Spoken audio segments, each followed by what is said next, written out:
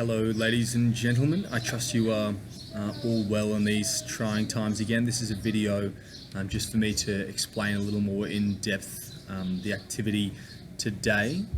This is for all classes, so you by no means do not need to go through this whole video. It'll be about 10 minutes, so just skip to your year level. I'll begin with the year 12s, then the year 9 history students, the year 8 US history students, then lastly the year 7s.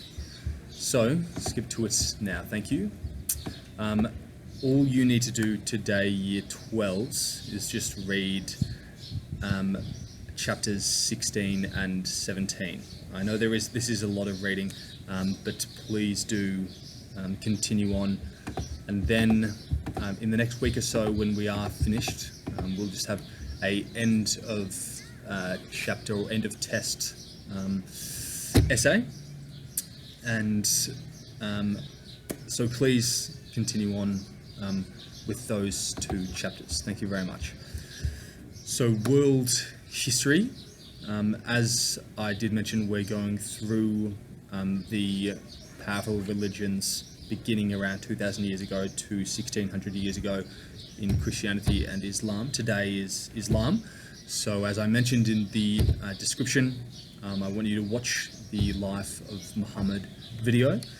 And when I say what modern countries did the Arab Empire include, it would be, as an example, what the countries that were around, that are around now, were not around back then. So what stretch of the land do these countries include? For example, Iran would be one of them, but there are several other countries. So please look up the land that the empire occupied around 600 AD, so 1400 years ago, and do that activity. Then, while you were looking at that video, I trust that you gathered some important information. I want you to write down 5 facts about Muhammad and why he was significant.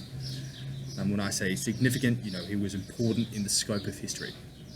And of course, because Muhammad was the founder of Islam, because of Muhammad, what do Muslims believe? So, for example, Buddhists believe in reincarnation and peace amongst all living things and so on. What is the equivalent for Muslims? So thank you very much, year 9s, and have a nice day. I'll speak to you tomorrow. If you have any questions, email me. Thank you. And for US history,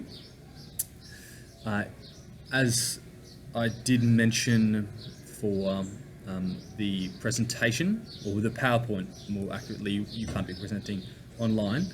In history, we generally think of events as a whole, for example, World War I or the Civil War and so on.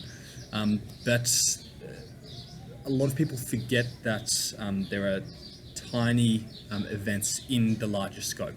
Imagine, a wave in a storm.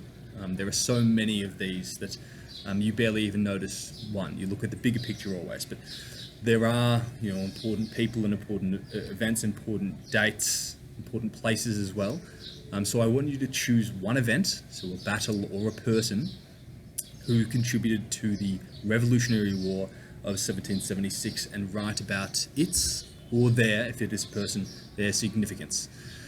And so this is a 2-lesson activity, so you don't need to submit it today. You can create a PowerPoint if you want to, and with pictures included, of course, about the chosen event.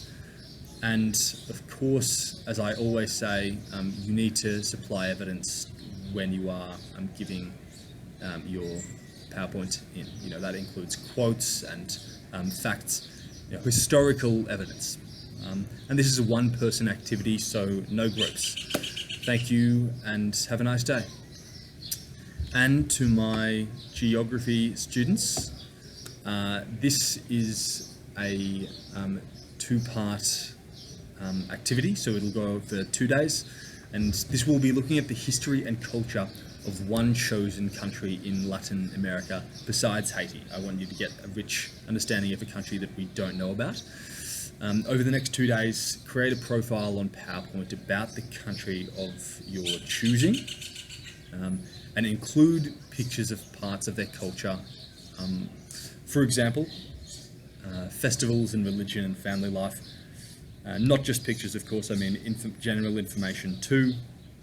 And additionally include parts of their history. For example, why do they speak the language that they do, and their ancient civilizations. For example, the Incas and the Mayans were in that continent. It depends on what country you've chosen. Who has invaded the country of your choice, and what has happened in their country recently. So the recent history that has shaped their current reality, present. So this should be at least 5 slides. As I did mention, pictures included, so make it an interesting looking presentation.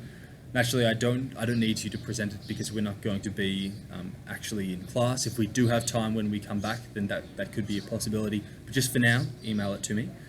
And if you have any questions, please do not hesitate to email me. Thank you very much, Year 7s, and have a nice day. Thank you.